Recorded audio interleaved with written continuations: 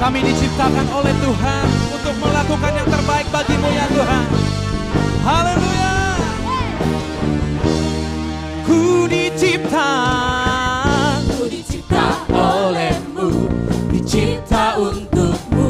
Kau beri nafas hidup bagi kami Tuhan. Kau beri nafas hidup bagi hidupku. Oh, Ku dicipta oleh-Mu, dicipta untuk-Mu. persembahkan Seluruh hidup bagi-Mu. sama-sama nyatakan. Hidup bagi-Mu, selamanya untuk-Mu. Ku hidup bagi-Mu selamanya. Ku hidup bagi-Mu Hidup bagi-Mu selamanya. Mari bersama kita perkatakan Mazmur 91. Dalam lindungan Allah. Orang yang duduk dalam lindungan yang maha tinggi dan bermalam dalam naungan yang maha kuasa akan berkata kepada Tuhan, tempat perlindunganku dan kubu pertahananku, Allahku yang kupercayai. Sungguh dialah yang akan melepaskan engkau dari jerat penangkap burung, dari penyakit sampar yang busuk. Dengan kepaknya ia akan menudungi engkau, di bawah sayapnya engkau akan berlindung. Kesetiaannya ialah perisai dan pagar tembok. Engkau tidak usah takut terhadap kedahsyatan malam, terhadap panah yang terbang di waktu siang, terhadap penyakit sampar yang akan berjalan di dalam gelap, terhadap penyakit menular yang mengamuk di waktu petang. Walau 1000 orang rebah di sisimu dan 10.000 di sebelah kananmu, tapi itu tidak akan menimpamu.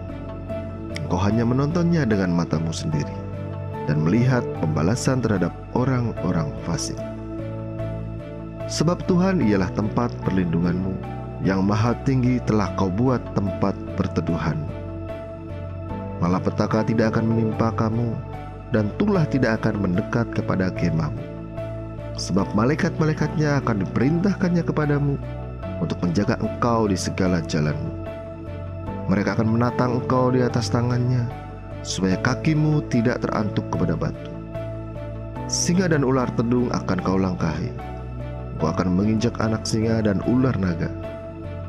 Sungguh hatinya melekat kepadaku, maka aku akan meluputkannya. Aku akan membentenginya, sebab ia mengenal namaku.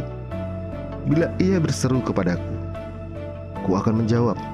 Aku akan menyertai dia dalam kesesakan. Aku akan meluputkannya dan memuliakannya.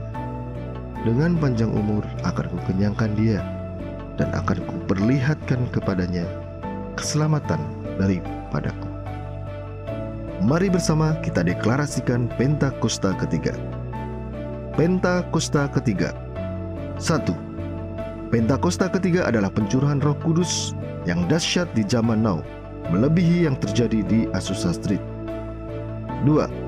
Pentakosta ketiga akan mengakibatkan penuaian jiwa yang terbesar dan yang terakhir sebelum Tuhan Yesus datang kembali. 3. Pentakosta ketiga akan membangkitkan generasi Yeremia, yaitu anak-anak muda yang dipenuhi Roh Kudus, cinta mati-matian kepada Tuhan Yesus, tidak kompromi terhadap dosa, dan akan bergerak untuk memenangkan jiwa. 4. Pentakosta ketiga lahir di Indonesia dan bergerak ke bangsa-bangsa. Gerakan ini dari timur ke barat dan akan kembali ke Yerusalem. 5. Pentakosta ketiga akan memberikan kuasa untuk menyelesaikan amanat agung, dan setelah itu Tuhan Yesus datang kembali. Shalom saudara, di dalam edisi Voice of Pentecost kali ini saya akan berbicara mengenai apakah mempercayai mujizat itu rasional. Kenapa? Karena sebagian orang Kristen menganggap orang Pentakosta tidak rasional ketika mempercayai mujizat, karunia roh, suara Tuhan, dan juga nubuatan serta hal supernatural lainnya. Mereka menganggap iman yang rasional adalah iman yang tidak bertentangan dengan hukum alam. Apakah benar demikian? Mari kita simak penjelasannya. Untuk itu kita perlu mengetahui apa itu definisi iman. Saudara, dalam Ibrani 11 ayat yang pertama, iman adalah dasar dari segala sesuatu yang kita harapkan dan bukti dari segala sesuatu yang tidak kita lihat.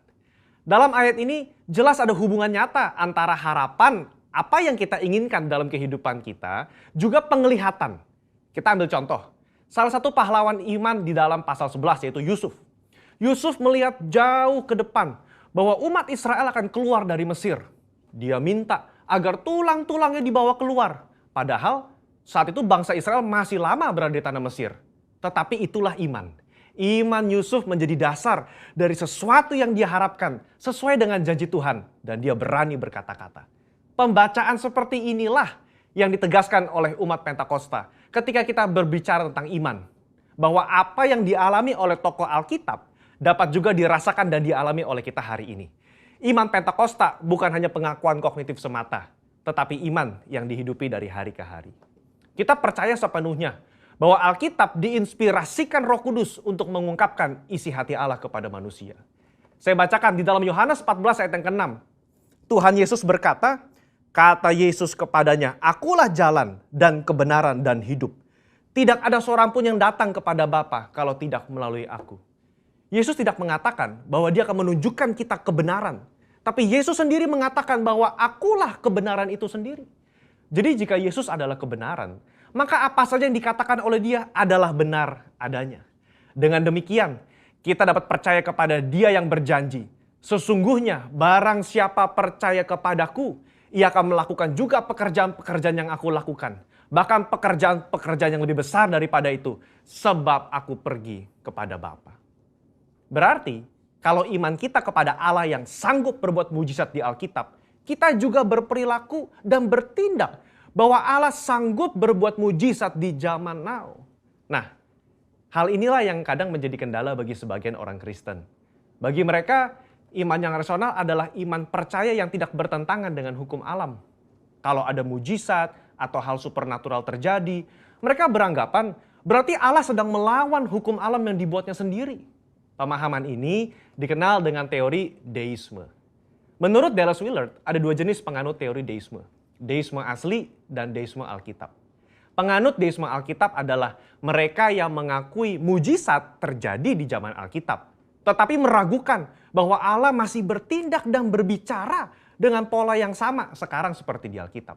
Dengan kata lain, Allah mengundurkan diri setelah Alkitab selesai ditulis. Kalau penganut deisme asli, lebih ekstrim lagi. Mereka percaya Allah tidak terlibat aktif dalam dunia manusia setelah alam semesta diciptakan. Dunia hanya berputar kepada poros ilmu pengetahuan dan hukum alam saja. Nah, konsep ini, saudara, dipelopori oleh David Hume dan Baruch Spinoza. Baruch Spinoza berkata, mujizat tidak mungkin terjadi. Kenapa? Karena jika Allah melakukan hal yang supernatural, maka dengan sendirinya Allah melawan hukum alam yang diciptakannya sendiri. Sehingga ada inkonsistensi dalam diri Allah. Pemikiran ini nggak tepat. Karena mereka mengabaikan sosok Allah yang berdaulat, yang ada di luar dimensi ruang dan waktu manusia. Ketika mujizat terjadi, Allah tidak menentang hukum yang dibuatnya sendiri. Tapi dia mengintervensi agar maksud dan tujuan ilahinya tercapai. Sebagai ilustrasi, jika saudara melepaskan buah apel, maka apel tersebut akan jatuh ke tanah. Tapi jika tiba-tiba ada seseorang menangkap apel tersebut sebelum menyentuh tanah, maka bisa dikatakan orang tersebut telah mengintervensi hukum gravitasi, bukan mengubah atau bahkan meniadakannya. Sama dengan mujizat. Allah tidak mengubah atau menentang hukum yang dia ciptakan sendiri. Dia hanya mengintervensi agar maksud dan tujuan ilahinya tercapai. Orang percaya harus hati-hati terhadap paham deisme ini. Karena kalau tidak, ini akan mempengaruhi cara kita melihat dan menafsir fenomena ilahi. Orang yang percaya kepada paham deisme akan selalu menolak klaim mujizat dan hal supernatural lainnya. Meskipun bukti-bukti di lapangan berbicara sebaliknya. Mungkin saudara pernah mendengar argumen dari 1 Korintus 13 ayat 8 dan 10. Saya bacakan. Kasih tidak berkesudahan, nubuat akan berakhir, bahasa roh akan berhenti, pengetahuan akan lenyap. Tetapi jika yang sempurna tiba, maka yang tidak sempurna itu akan lenyap. Karunia nubuatan, suara Tuhan, bahasa roh, dan mujizat seharusnya sudah lenyap sekarang. Kenapa? Karena yang sempurna sudah tiba. Mereka berpikir yang sempurna itu adalah ketika Alkitab selesai ditulis. Padahal kalau dilihat dari konteks tulisan Paulus secara menyeluruh, banyak teolog dan gereja mengafirmasi bahwa yang dimaksud dengan sempurna itu adalah kedatangan Yesus kali yang kedua untuk menjemput umatnya. Ketika kita sudah berada di sorga, nubuat sudah tidak perlu, mujizat sudah tidak perlu, karena kita sudah berjumpa dengan Yesus. Saudara, kalau saya boleh rangkum, maka mempercayai mujizat adalah ekspresi dari iman yang rasional. Iman yang rasional itu melibatkan logika, otoritas firman, dan pengalaman rohani. Apa yang Roh Kudus katakan kepada saudara lewat firman-Nya, itulah yang kita hidupi dan perkatakan. Kalau Yesus yang kita sembah memberikan begitu banyak contoh dalam pelayanannya dengan mujizat, mari kita melayani dengan semangat dan percaya bahwa Roh Kudus-Nya akan meneguhkan pelayanan kita semua dengan tanda dan mujizat. Haleluya. Saudara, untuk penjelasan lebih lengkapnya dari tim teologia kami, jangan lupa buka link yang ada di atas atau scan QR Code yang tersedia. Tuhan Yesus memberkati. Amin.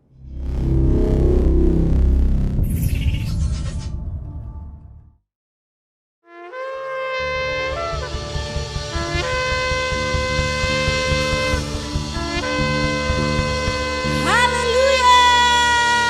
Shalom Bapak Ibu Saudara yang dikasihi Tuhan.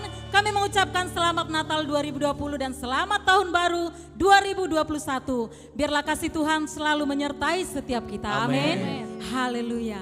Mari kita sama-sama siapkan hati. Kita menaikkan pujian yang terbaik bagi Tuhan. Mari angkat kedua tanganmu. Kan yang terbaik bagi Tuhan.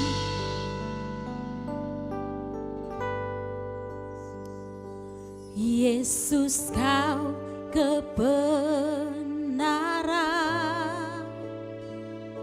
yang menyelamatkanku. Kau memberikanku hidup dan pengharapan.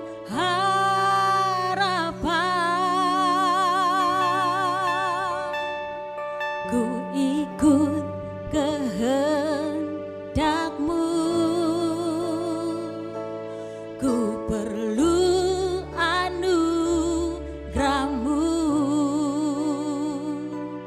ku nyatakan janji-Ku kepadamu.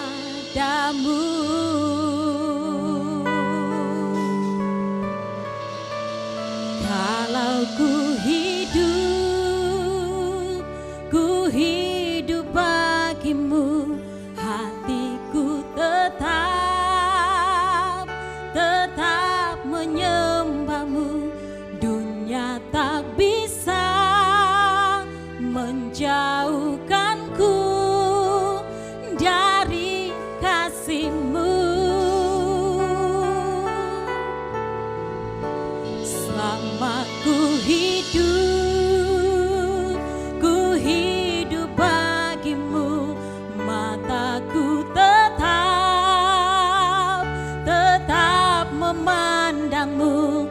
Dunia tak bisa menjauhkanku dari kasih-Mu.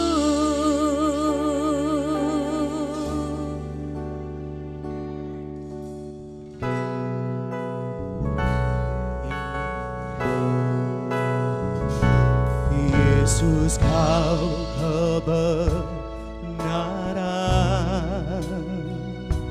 yang menyelamatkanku. Kau memberikanku hidup dan pengharapan.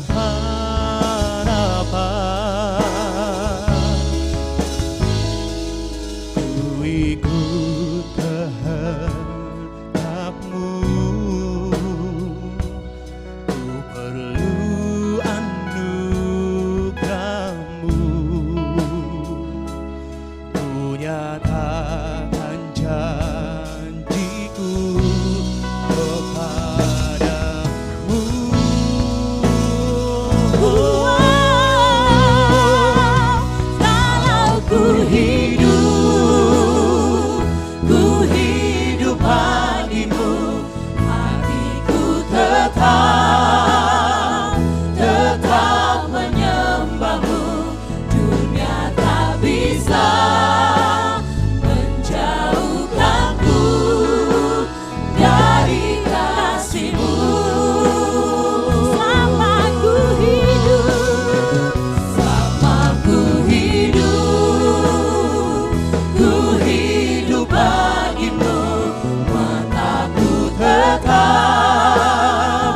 tetap memandangmu.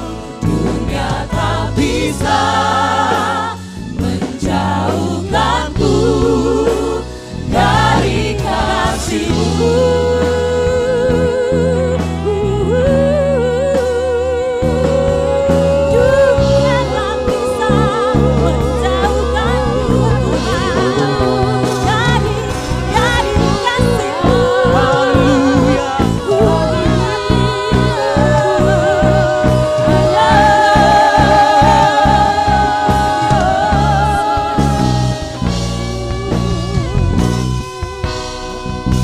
Mari sama-sama nyatakan bagi Tuhan, kalau ku hidup bagimu.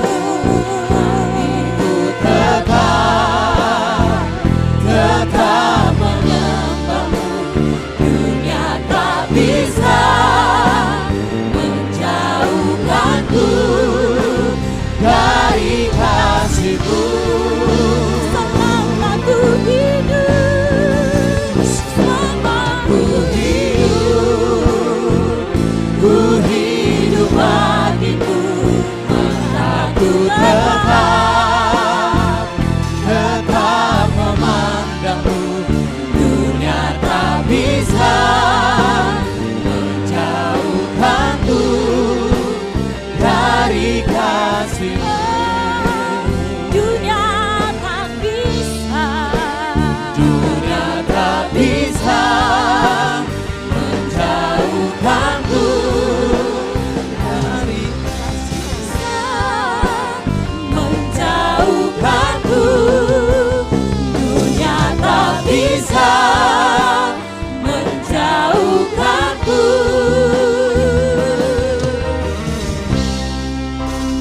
dari kasih-Mu.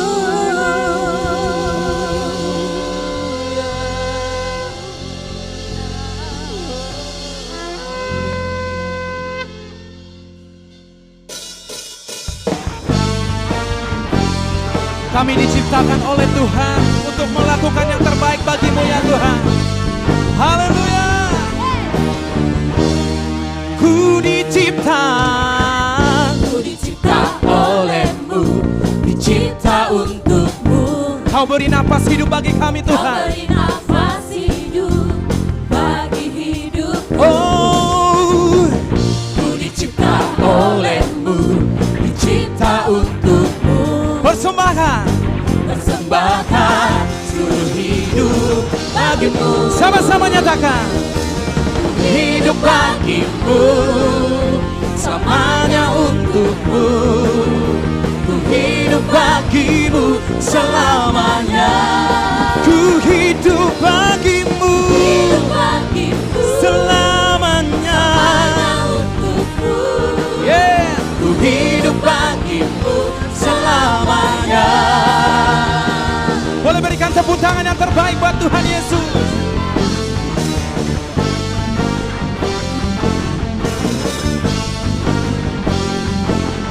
Ku dicipta, come on. Ku dicipta oleh-Mu, dicipta untuk-Mu. Kau beri nafas Kau beri hidup. nafas hidup bagi hidupku. Yes. Ku dicipta. Ku dicipta oleh-Mu, dicipta untuk Katakan persembahkan. persembahkan seluruh hidup bagi-Mu. Come on. Hidup bagi-Mu, selamanya untuk-Mu. Ku hidup. Hidup bagimu Selamanya. Oh, Ku hidup bagi-Mu, selamanya untuk-Mu. ku hidup. hidup bagimu Mari angkat kedua tanganmu katakan. Inilah yang ku punya, pakailah seluruhnya. Bagi kemuliaan-Mu Tuhan. hanya bagimu. Inilah yang kami punya ya Bapa. Yang ku punya, Pakailah. seluruhnya Oh, bagi kemuliaan-Mu, hanya bagimu. mari angkat kedua tanganmu katakan. Hidup bagimu, selamanya untukmu. Ku hidup bagimu, selamanya. Lebih lagi nyatakan, ku hidup bagimu. Ku hidup bagimu, selamanya untukmu. Ku hidup bagimu, selamanya. Ku hidup bagimu, selamanya untukmu. Ku hidup bagimu, selamanya. Katakan, ku hidup. Ku hidup bagimu, selamanya untukmu. Ku hidup bagimu, selamanya. Ku hidup bagimu selamanya Tuhan. Ku hidup bagimu, selamanya. Ku hidup bagimu. Hidup bagimu, selamanya.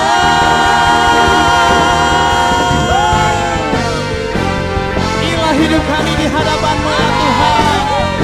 Kami bersyukur punya Allah seperti Engkau. Berikan tepuk tangan yang terbaik buat Tuhan Yesus. Haleluya.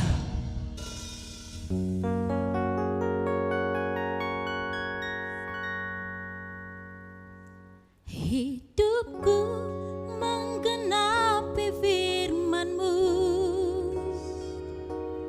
tanda mukjizat sertai tiap langkahku. Kau bersamaku, di dalamku, jadi bukti kebesaran-Mu.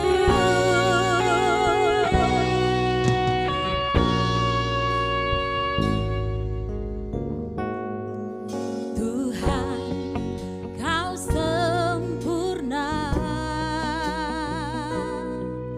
dalam rencana-Mu dan karya-Mu. Ku serahkan hidupku, murnikan dengan Roh-Mu. Tuhan, Kau sempurna dalam rencana-Mu dan karya-Mu. Ku serahkan hidupku, murnikan dengan Roh-Mu. Hidupku menggenapi firman-Mu, tanda mukjizat sertai tiap langkahku. Kau bersamaku,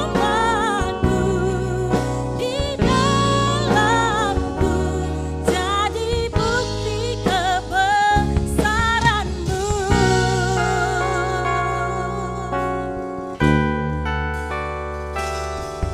Tuhan, Kau sempurna dalam rencana-Mu dan karya-Mu. Ku serahkan hidupku, murnikan dengan Roh-Mu. Hidupku menggenapi firman-Mu, tanda mukjizat sertai tiap langkahku. Kau bersamaku, di dalamku, jadi bukti kebesaran-Mu. Oh,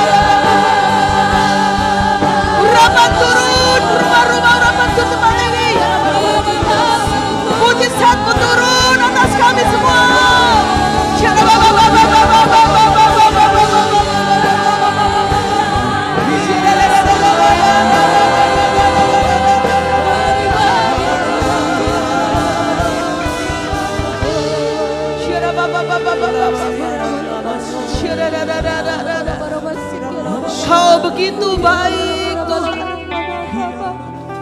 Hari demi hari, bulan demi bulan.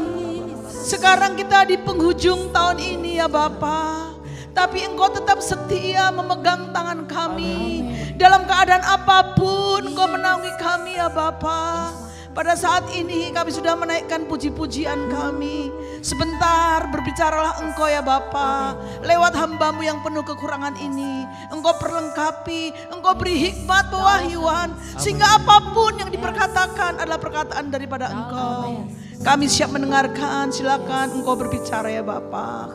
Dalam kuasa nama-Mu yang siap mendengarkan firman Tuhan. Sama-sama berkata, amin. Amin. Shalom semuanya. Tidak terasa kita sudah ada di bulan Desember, di minggu yang terakhir ya. Tentunya kita sudah melewati ibadah online lama juga ya. Dari bulan 3 ya, dari bulan 3 sampai bulan Desember. Nah, Gereja GBI Rahmani akan memutuskan ya, kita akan mengadakan ibadah offline kembali, ibadah bersama-sama di gereja ini kembali nanti di bulan Februari ya. Tentunya merupakan hikmat yang sangat bagus. Kita berdoa biar vaksin yang sudah dicanangkan oleh pemerintah sudah bisa dilaksanakan buat semua warga Indonesia ya. Ya, sambil vaksin berjalan di bulan 2 ya, bulan Februari kita akan sama-sama ibadah offline ya di tempat ini. Tentunya kita sudah rindu ya. Sudah rindu satu dengan yang lain dan kita akan mengikuti pakai 3M ya, menjaga jarak, mencuci tangan ya sebelum masuk ke gereja, akan ada wastafel banyak kita siapkan ya. Kemudian kita akan memakai masker. Ya, tentunya sebelum masuk gereja akan memasuki box, disemprot dulu ya. Habis gitu kita akan sanitizer dan akan diukur suhu tubuhnya. Ya, kita akan mengikuti peraturan yang ada. Baiklah, sekarang kita sudah ada di Desember, di minggu terakhir. Sebentar lagi kita akan meninggalkan tahun 2020 dan akan memasuki tahun 2021. Sudah banyak hal-hal yang sudah kita lewati. Tentunya sampai saat ini pun tak satu pun kekurangan apapun. Benar? Kita masih hidup, masih menghirup udara ya, masih bisa bangun pagi, masih bisa melayani Tuhan, masih bisa berbuat sesuatu untuk menyenangkan hatinya Tuhan. Seperti tadi katakan, hidupku menggenapi firman-Mu. Itu kata-kata yang sangat indah sekali ya. Tentunya semua jemaat GBI Rahmani ya, semuanya pasti akan ingin biar hidupku ini menggenapi firman-Mu ya Tuhan. Makanya sering saya katakan, berjalannya bersama Tuhan, maka jalan yang sudah diberikan Tuhan itu sesuai dengan rancangannya Tuhan. Sering kita sudah diberi rancangan yang baik, rancangan yang luar biasa, tetapi karena kesombongan, karena keegoisan kita, karena kita tidak mau peduli, karena kita juga tidak mau berjalan bersama-sama Tuhan, lewatin jalannya Tuhan, maka kita tidak menggenapi firman, kita keluar dari firman. Tentunya belum ada kata terlambat ya. Saat ini di akhir tahun ini kita akan tinggalkan tahun 2020, kita akan menuju tahun 2021 dengan kehidupan yang lebih baik lagi, dengan hubungan yang lebih baik lagi sama Tuhan. Dengan tingkah laku kita ya, yang sesuai dengan maunya Tuhan, yang sesuai dengan kehendaknya Tuhan. Yang kita bisa meniru apa yang menjadi perbuatan-perbuatan yang Tuhan sudah lakukan, kita akan tiru ya. Pada pagi hari ini kita akan sama-sama belajar temanya belas kasihan Tuhan ya. Ini tema dari BPH ya, dari pusat, dari Badan Pekerja Harian GBI Pusat. Belas kasihan Tuhan, kenapa sih saat ini mesti kita dengungkan? Karena saat pandemi seperti ini banyak sekali orang-orang yang membutuhkan perhatian ya. Kalau kita belajar kata-kata belas kasihan ini dari Wikipedia, belas kasihan itu welas asih. Ya. Kemudian juga dikatakan belas kasihan ini adalah kepedulian kita. Ya. Nah sekarang yang kita akan belajar belas kasihan Tuhan sama manusia. Ini yang harus kita contoh bagaimana kita juga mempunyai roh belas kasihan terhadap orang lain. Katakan amin. Ini sesuatu pelajaran yang sangat luar biasa. Saat-saat seperti ini, saat-saat pandemi seperti ini banyak sekali orang-orang yang sudah meninggalkan Tuhan. Banyak sekali yang orang memelihara kekhawatiran hidupnya. Ya, banyak sekali yang orang melewati hidupnya ini dengan tekanan-tekanan ekonomi, dengan tekanan-tekanan persoalan kehidupan di saat pandemi ini membuat dia hidupnya sudah goyang. Sudah tidak mempunyai iman yang seperti dulu iman dia punyai. Tetapi satu hal, kita ingat bahwa kita mempunyai Allah yang peduli sama kita. Allah yang belas kasihan kepada kita, ya. Kita akan sama-sama buka di Markus 1 ayat 40-42 ya, Markus 1 40-42 ya. Di situ dikatakan seperti ini ayat 1. Seorang yang sakit kusta datang kepada Yesus dan sambil berlutut di hadapannya, ia memohon bantuannya, katanya, "Kalau engkau mau, engkau dapat mentahirkan aku." Kemudian ayat 41 dikatakan, maka tergeraklah hatinya oleh belas kasihan, lalu ia mengulurkan tangannya menjamah orang itu dan berkata kepadanya, "Aku mau, jadilah engkau tahir." Seketika itu juga lenyaplah penyakit kusta itu dan ia menjadi tahir. Kalau kita belajar dari Markus 1 ayat 40-42, di sini kita simpulkan bahwa belas kasihan itu perlu tindakan. Ya. Orang mengatakan, saya belas kasihan kok sama orang itu. Tapi tidak ada tindakan sesuatu yang kita lakukan buat orang itu. Jangan berpikir begini ya, kalau belas kasihan kan kita harus punya uang. Kalau belas kasihan kita harus punya harta. Kalau belas kasihan kita harus punya sesuatu yang diberi. Tidak hanya itu, yang terlebih penting belas kasihan itu ya, memberi nasihat, mendoakan, memberi perhatian, benar? Seperti itu, belas kasihan Tuhan yang diberikan kepada orang kusta ini. Dia melakukan ya, Tuhan melakukan belas kasihan itu, makanya dia melakukan sesuatu. Ya, tergerak hati artinya melakukan belas kasihan. Belas kasihan itu adalah merupakan tindakan, katakan amin. Kemudian belas kasihan kalau menurut saya yang lebih penting, belas kasihan itu sebenarnya apa? Kita itu waktunya mau diganggu. Ya, kita mau diganggu dengan kesusahan orang lain. Katakan amin. Ya, sering teman saya berkata seperti ini. Kamu pergi gitu dorong-dorong. Kan saya sering beli apa ya, baju-baju, mungkin sepatu ya. Sepatu yang saya ingin bagi-bagi ya dengan saudara-saudara seiman ya. Ada baju, ada sepatu, mungkin jaket ya seperti itu. Mungkin makanan ya. Nah, suatu saat saya ketemu dengan teman saya lagi dorong-dorong keranjang yang isinya itu saya belanja banyak sekali. Kayak mau buka toko katanya. Heran ya kamu ya, udah seumur gini kok masih sempet-sempetnya sih kamu dorong-dorong begitu, kamu belanja ya. Kita milih-milih ya, cari yang harganya lagi diskon ya, kita pilih-pilih ya. Kita beli sepatu banyak, beli baju banyak ya, beli roti banyak ya. Ketemu sama teman saya, dia bilangnya seperti itu. Ya ampun, kamu udah begitu, kayaknya udah gak pantas lagi loh dorong-dorong begitu. Karena dia tidak ngerti apa yang saya lakukan ini adalah suatu tindakan. Saya berbelas kasihan, saya peduli ya kan. Seperti saya katakan, belas kasihan itu adalah kita mau peduli dengan kesusahan orang lain, dengan kekurangan orang lain. Kata teman saya, aduh kalau kita mau udah bikin jadwal, nanti minggu ini mau jalan kemana. Ya mungkin kalau dulu waktu saya tidak mengenal pelayanan seperti itu. Ada hari merah 2 saja, kita sudah repot, kita mau kemana ya? Kita mau naik pesawat apa ya? Kita mau nginep di hotel mana ya? Seperti itu. Jadi belas kasihan ini merupakan apa ya? Peduli sama kesusahan orang lain, sama penderitaan orang lain. Kita berpikir, iya ya kasihan, itu banyak sekali yang sepatunya sudah rusak. Mumpung ini ada sepatu yang ada diskon, aduh kita beli. Kita dorong-dorong sepatu, ketemu sama teman saya. Dia bilang, kok kamu aneh sih, buat apa lu beli segini? Lu kan gak punya toko jualan begini kan?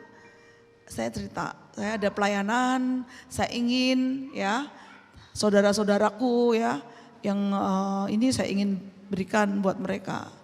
Teman saya, oh gitu ya. Terus dia berkata seperti ini lagi. Oh begitu ya. Saudara juga bukan loh ya itu ya. Ya memang bukan saudara, tetapi saudara di dalam Kristus. Itu artinya juga saudara.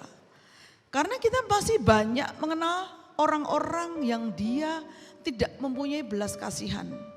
Dia bukan orang gak punya duit, dia punya duit. Tetapi dia tidak bisa meniru Kristus. Ya kan? Dia bisa mentahirkan orang kusta, dia bisa menyembuhkan orang ya. Dia mengajar orang yang tidak kenal Tuhan menjadi kenal Tuhan ya. Seperti itu hal belas kasihan. Sebelum kita melakukan belas kasihan karena Tuhan sudah memberi belas kasihan ke dalam hidupnya kita. Kalau bukan karena belas kasihan tidak mungkin kita sampai sekarang ada di bumi ini. Kita sudah dimusnahkan ya. Mulai Adam Hawa sudah dimusnahkan.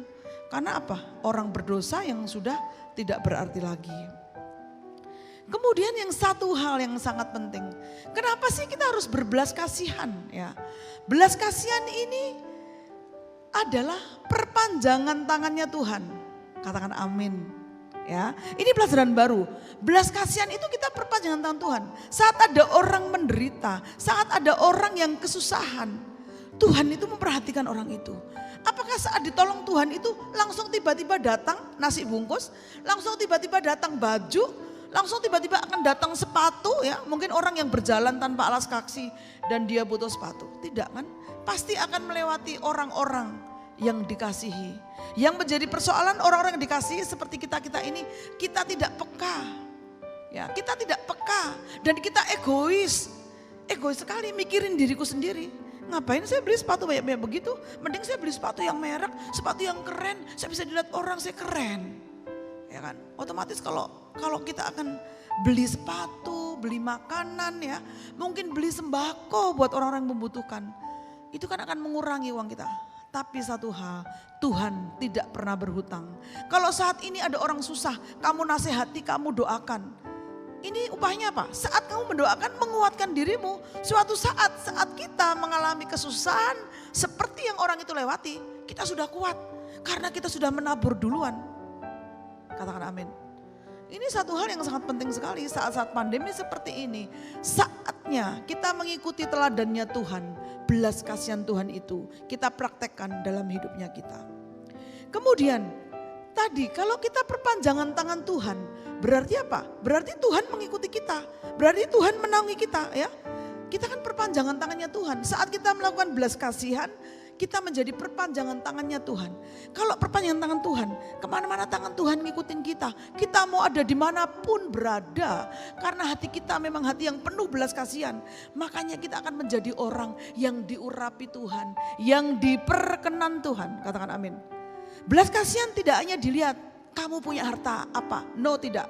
Yang lebih penting saat kamu memberi kabar baik tentang orang yang tidak kenal Tuhan. Itu sudah memberikan belas kasihan yang luar biasa. Nyelamatin uang, benar? Kok tadi cuma sepatu, cuma baju ya. Sepatu baju sebentar juga hilang. Tetapi kalau memberi pengertian nyelamatin orang, itu luar biasa. Ya, sering kita melihat teman-teman kita. Seperti teman saya tadi berkata, kamu gimana sih udah umur sekamu, masa kamu masih dorong-dorong gitu? Untuk apa? Kan sudah cukup, kamu nyumbang saja cukup. Tapi eksensinya bukan seperti itu. Karena belas kasihan itu harus melakukan tindakan. Ya kan? Nah, orang yang seperti ini kita pelan-pelan katakan bahwa Tuhan sudah berbelas kasihan nolong kita. Kita sudah dari hina, kita jadikan mulia. Kalau misalnya tidak ada Yesus dikirim buat kita, kita sudah akan ya musnah, ya kan, dengan dosa kita. Kemudian di situ dikatakan apa yang harus kita pelajari ya untuk nats ini. Yang pertama, belas kasihan yang menggerakkan ya. Kita baca Markus 1 ayat 41a. Maka tergeraklah hatinya. Hati Tuhan ya. Nya ini adalah nya Tuhan. Maka tergeraklah hati Tuhan oleh belas kasihan. Ya kan? Tadi kan ada orang yang bisu dan tuli, dia minta ya. Tuhan, kau bisa mentahirkan aku ya. Kemudian di sini dikatakan belas kasihan itu menjadikan motivasi kita untuk melayani Tuhan. Katakan amin. Makanya banyak sekali orang-orang yang mempunyai motivasi yang lain. Ya, dia memberi biar apa? Biar saya dipuji. Dia memberi biar apa? Biar nama saya terkenal. Saya memberi ya. Di foto dikirim kemana-mana dikirim. Biar apa? Nanti saat saya menjadi calon apa, saya akan menang dipilih orang. Nah, tetapi kalau Tuhan, belas kasihan yang harus kita berikan kepada orang. Ya, seperti Tuhan juga berikan kepada kita. Belas kasihan yang tulus, belas kasihan yang tidak ingin menjadi terkenal, ya. Katakan amin. Belas kasihan yang Aduh, pokoknya kalau ibu itu sih, waduh tuh, wah di fotonya tuh wah bagi-bagi sembako nih. Oh di sini nih, ibu itu bagi-bagi itu tidak penting. Karena belas kasihan yang kita berikan dengan ketulusan, kita memberi hanya mempunyai motivasi dan keinginan apa? Menyenangkan hatinya Tuhan. Karena Tuhan sudah berbelas kasihan kepada kita. Saatnya kita juga akan berbelas kasihan kepada orang-orang lain. Kepada orang-orang lain. Kalau ada sesuatu dalam hidupmu, ada lebih dalam hidupmu, pasti Tuhan punya maksud. Kalau kita dapat berkat yang besar, Tuhan ini berkat besar ini untuk apa ya Tuhan? Pasti kita tanya, oh ternyata kita harus pikirkan orang lain, kita harus perhatikan orang lain, benar? Nah, pada bulan kemarin sampai saat ini, saya bersama teman-teman lagi merenovasi suatu asrama ya, asrama putri yang ada di Kalimantan ya. Memang di sana waktu kita datang kamar mandinya aja airnya tuh kotor sekali, jadi kalau dia membuang kotoran itu mampet di situ, ya kan? Terus kanan kiri, pokoknya stip tanknya itu udah nggak jalan. Tempatnya sempit ya, kasihan. Kemudian mereka masak, mereka ya kalau masak mereka pakai air ini, air galon ya. Tapi kalau mereka mandi pakai air itu juga. Makanya saya bersama teman-teman ya, sama-sama memikirkan itu ya. Di sini dikatakan kita berbelas kasihan, peduli dengan ini. Di asrama ini adalah isinya kebanyakan anak-anak hamba Tuhan yang dia tidak mampu. Jadi disekolahkan SMA ya, dari kelas 1, kelas 2, kelas 3. Di situ kan diberi makan, diberi seragam, transportnya dikasih ya. Jadi asrama itu diprakasai oleh WBI Pusat. Nah, kebetulan saya dan teman-teman saya melihat bangunan seperti itu, kita langsung berbelas kasihan. Bukan kalau kita berbelas kasihan, oh ini di foto nih biar terkenal. No, tidak seperti itu. Bahkan ya saat kita memberi tangan kanan kita, tangan kiri kita nggak tahu. Karena kita hanya tulus saja. Itu berkat yang kita terima, yang lebih itu untuk apa? Setelah kita berdoa, oh ternyata asrama itu perlu diperhatikan. Jadi saya sama teman-teman sama-sama memperhatikan asrama itu direnovasi. Dan tentunya yang tinggal di situ sangat bersyukur banget ya. Sangat bersyukur. Mereka senang banget mempunyai WC yang bisa dipakai normal ya. Biasanya itu kalau dia ke belakang, dia ke WC itu sudah tidak bisa ngalir. Bapak Ibu bayangin 20 orang di tempat itu mandi di situ ya, ke toilet di situ, airnya tuh muter-muter begitu saja, bahkan kotornya nggak bisa ngalir. Bahkan kita akan bikinkan suatu apa ya, kanebo ke apa seperti pendopo, mereka bisa belajar tempat itu. Inilah salah satu belas kasihan yang kita berikan kepada orang lain. Seperti dikatakan, belas kasihan itu adalah apa? Kita mau diganggu dengan apa? Dengan kesusahan orang. Sering kan kita egois. Saudara juga bukanlah. Udah yang penting saudaraku dulu deh. Kita gak usah takut. Kalau kita memberkati orang lain, saudara kita juga dipelihara Tuhan. Katakan amin. Sering orang kan salah-salah kaprah kan. Saudara juga bukan, yang penting sudah dulu deh. Padahal gak seperti itu. Kalau bisa saudara juga dibantu, orang lain yang memerlukan juga dibantu. Akhirnya apa? Menjadi orang yang diperkenan Tuhan, menjadi orang yang dimana-mana Tuhan menyertai dia. Katakan amin. Kemudian dikatakan di situ bahwa yang kedua, belas kasihan itu, belas kasihan yang menyentuh orang lain. Ya, kita baca yuk 41b, Markus 1:41b dikatakan. Lalu Yesus mengulurkan tangannya menjamah orang itu dan berkata kepadanya, aku mau, jadilah engkau tahir. Luar biasa ya. Kalau Yesus bisa seperti ini ya, kita pun juga bisa melakukan. Karena apa? Saat Yesus naik ke surga, Tuhan bilang, saya akan pergi naik ke surga, kamu akan saya beri Roh Kudus yang menolongmu dalam keadaan apapun. Ya, banyak sekali kita mendoakan orang ya, kadang kita lupa ya mendoakan orang. Saya sudah pernah mendoakan orang nih ibu-ibu ya, bukan di gereja GBI Rahmani, di tempat lain. Minta doakan sama saya, anaknya ini bandel sekali, tidak pernah pulang. Pulangnya semau dia, kadang-kadang 2 bulan baru pulang, ya kan. saya doakan, kita bareng-bareng berdoa. Ini belas kasihan loh. Jadi belas kasihan itu tidak hanya berupa materi ya. Saat seperti ini kita berdoa, ibu itu kita doakan, tumpang tangan. Dia sampai nangis jeritan. Kita katakan firman Tuhan, katakan ke ibu ini. Ya kan, intinya jangan khawatir. Apapun yang engkau lakukan, sekarang engkau setia sama Tuhan. Anakmu pun juga diperhatikan sama Tuhan. Setelah itu 2 minggu kemudian ibu ini WA ke saya. Bu, terima kasih Bu, anak saya udah balik Bu. Sekarang dia sudah mau kerja, sudah diterima kerja Bu. Jadi pelayan toko di dekat rumah saya. Luar biasa. Ternyata belas kasihan yang kita berikan mendoakan orang aja. Ini menjadi apa? Kita kan menyentuh dia kan, seperti dikatakan. Dengan sentuhan kita menyentuh ibu itu. Akhirnya terjadi mujizat di tempat itu.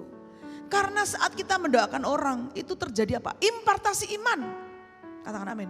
Saat kita mendoakan orang terjadi impartasi iman. Orang sakit, orang yang ingin hamil, orang yang sakit, orang yang ingin misalnya dapat pekerjaan dia baru nganggur. Dalam kuasa nama Yesus terjadilah sesuai imanmu. Engkau akan melahirkan anak yang imamat rajani. Ya, banyak sekali kan, banyak yang dari doa kita nggak usah pikir, waduh nanti kalau kita doain itu gimana ya? Saya doakan orang sakit gimana? Jangan-jangan justru mati nanti. Nah, itu urusan Tuhan, benar nggak?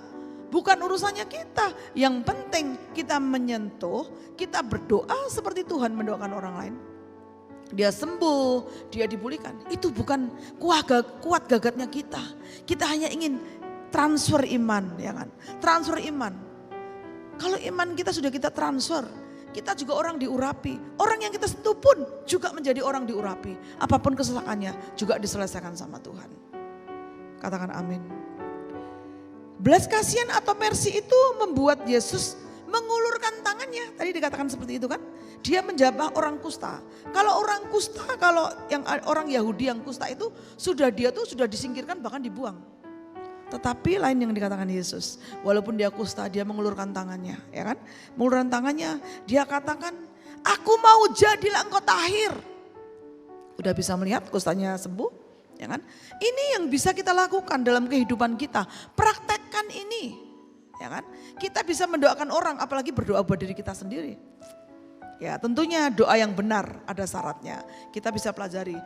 Ya, firman Tuhan yang sudah kita sampaikan selama ini, doa yang benar, doa yang itu kan semuanya sudah kita pelajari ya. Nanti Bapak Ibu bisa buka lagi di situ. Kemudian yang ketiga, belas kasihan yang mendatangkan kuasa. Tadi saya singgung. Mendatangkan kuasa ya. Yang Pablo katakan, seketika itu juga lenyaplah penyakit orang itu dan ia menjadi tahir. Ini juga bisa kita lakukan. Kita anak-anak Allah diberi kuasa, ya kan? Kalau mungkin bapak-bapak atau ibu-ibu ya saat ini belum ada keturunan, ya kan? Belum ada pekerjaan, ya. Mungkin saat ini ada penyakit yang selalu menekanmu.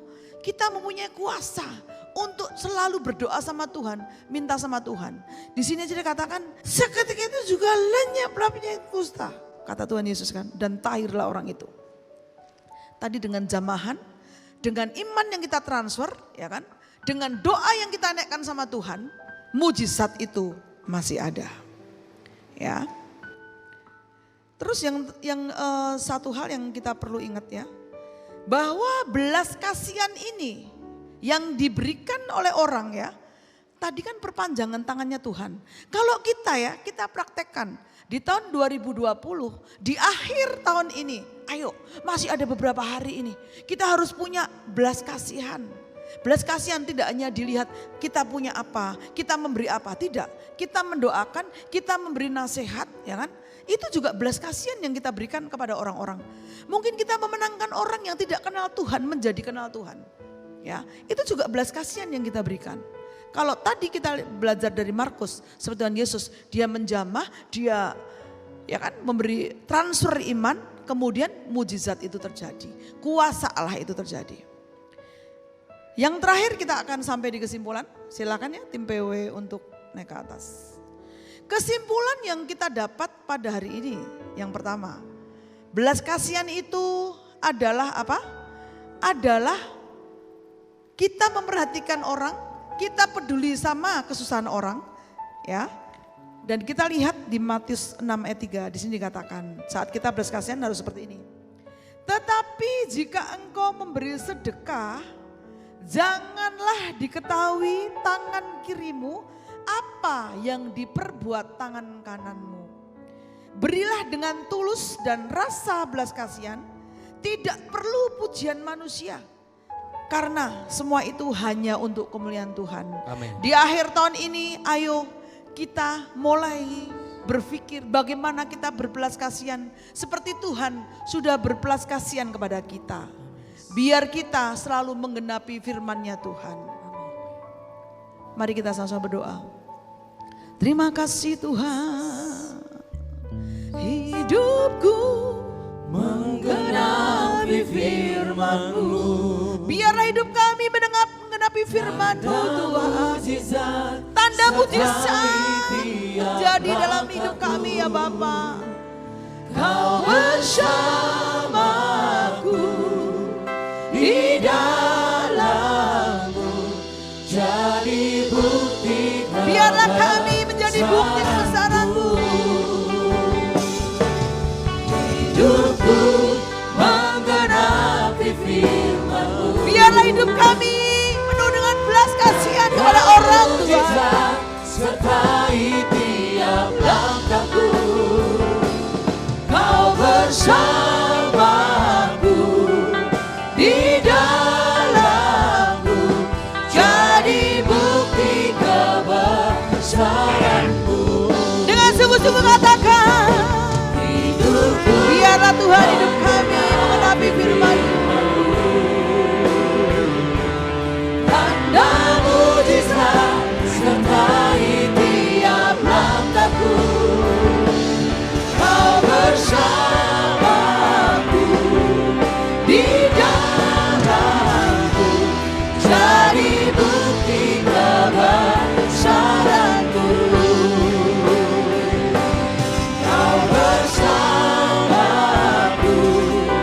di dalamku, jadi bukti kebesaran-Mu.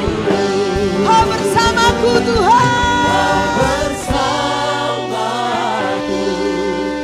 di dalamku, Jadi bukti kebesaran-Mu.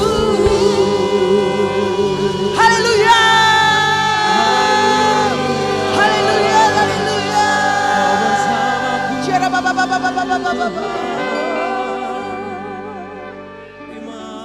Kami mengucap syukur Bapa. Kalau di akhir tahun ini Bapa kami belajar bagaimana kami berbelas kasihan kepada orang-orang di sekeliling kami Tuhan. Karena Engkau Tuhan yang sudah berbelas kasihan kepada kami Tuhan. Ulurkan tangan-Mu Tuhan. Beri kekuatan kepada kami Tuhan. Biarlah kami selalu tinggal dalam firman-Mu. Kami adalah bukti dari firman-Mu Tuhan. Mujizat mengikuti langkah-langkah kami Tuhan. Tuhan, kami sudah ibadah, saat ini kami akan tutup ibadah ini, kami akan menerima berkat daripada Engkau. Mari kita angkat tangan kita. Diberkati kesehatan-Mu, diberkati ekonomimu, diberkati keluargamu, diberkati apapun yang Engkau lakukan. Berkat kasih karunia dari Allah Bapa, damai sejahtera dari Tuhan Yesus, serta persekutuan dengan Roh Kudus menyertai kita sekalian. Mulai hari ini, sampai nanti Tuhan datang yang kedua kali dan menjemput kita di awan yang permai. Yang sudah diberkati sama-sama katakan amin. Selamat hari Minggu. Jangan lupa nanti awal Februari kita akan melakukan ibadah bersama-sama di gereja ini, ibadah offline. Tentunya di Januari kita masih online ya. Di Februari kita akan mengadakan ibadah offline bersama-sama di gereja ini. Selamat hari Minggu, Tuhan Yesus memberkati.